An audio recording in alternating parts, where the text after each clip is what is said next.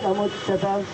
यमराज अपने यमदूतों को बताते हैं, देखिए एक ही बार नाम का उच्चारण किया अजामिल ने नारायण करके, उस क्षण मात्र में उसका यमपाश कट गया। तो आप यमदूत लोग उस अजामिल को यमलोक में लाने के लिए गए थे, लेकिन अंतिम सांस लेते समय उसने नारायण करके पुकार दिया। उसके कारण विष्णुदूत आ गए, भगवान नारायण ने भेज दिया उनको, यमपाश कट गया। विष्णु तो दूत ने बोला कि हाँ सही बात है, धर्म के शिष्टाचार के अनुसार बताया जाए एक पापी व्यक्ति को नरक ही जाना चाहिए, क्योंकि वो नरकगामी है। लेकिन अगर वो निस्सहाय भावना के साथ, एक निरपराध भावना के साथ, निष्कपट भावना के साथ भगवान का नाम एक बार ले लिया उसने, उस जीव का यमपाश तो कट जाता है। उसके बाद उसको मौका दिया जाता है भक्ति करके भगवान के चरणों की प्राप्ति के लिए।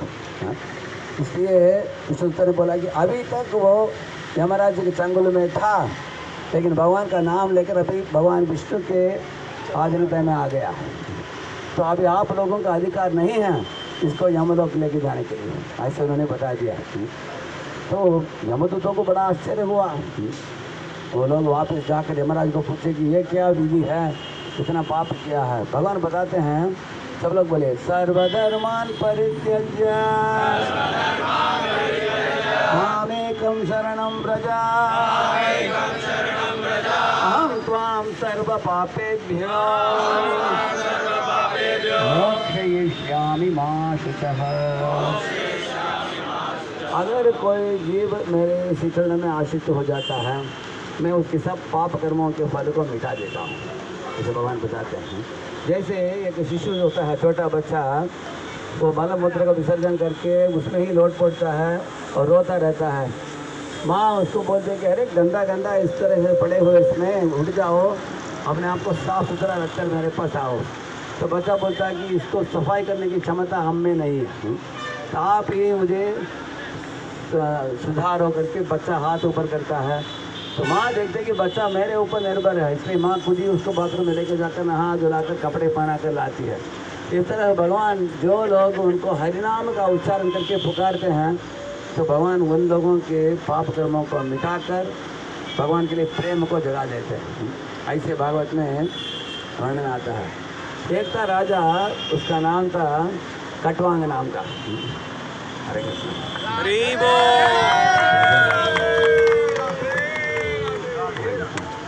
तो ये कटवांग राजा जो था, ये एक बार देवताओं को मदद की थी, असुरों के विरुद्ध एक युद्ध हुआ था उसमें। और वो युद्ध होने के बाद देवताओं ने पूछा कटवांग को, कटवांग आपने बहुत अच्छी सेवा की, आपने हमको युद्ध में मदद की, अभी आपको हम क्या भेंट दें? क्या आपको सोने का रथ चाहिए, अगर आपको कुछ राज्य चाहिए, कुछ अप्सराएँ चाहिए, कुछ धन दौलत चाहिए, क्या चाहिए बताओ, हम दे देंगे आपको। तो कटवांग राजा ने बोला कि नहीं नहीं, आप इतना ही बताओ, मेरे पंचांग देखकर मेरे अवधि कितना बचा है आयुष का, उसके अनुसार हम कुछ सोचेंगे।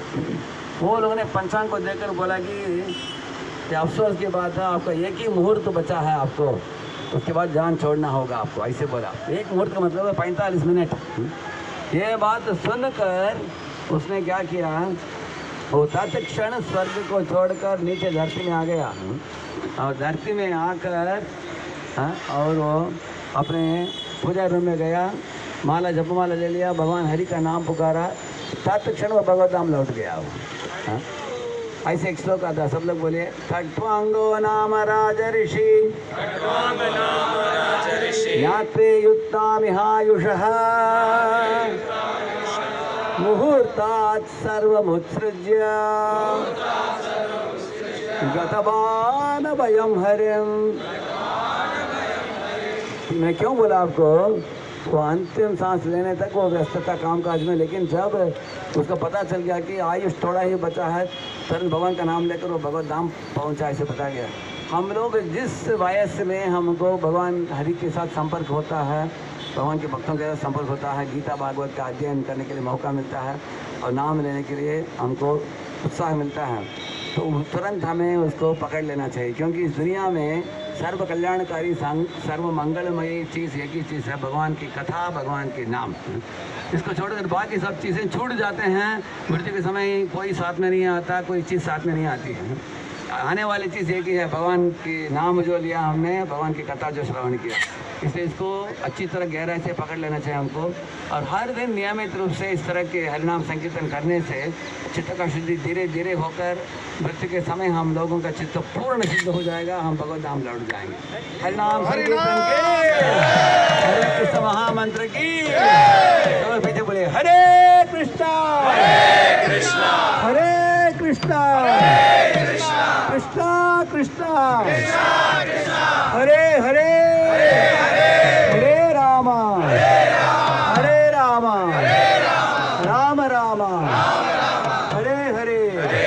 जय गोविंद जय गोपाल केशव माधव दीन दयाल।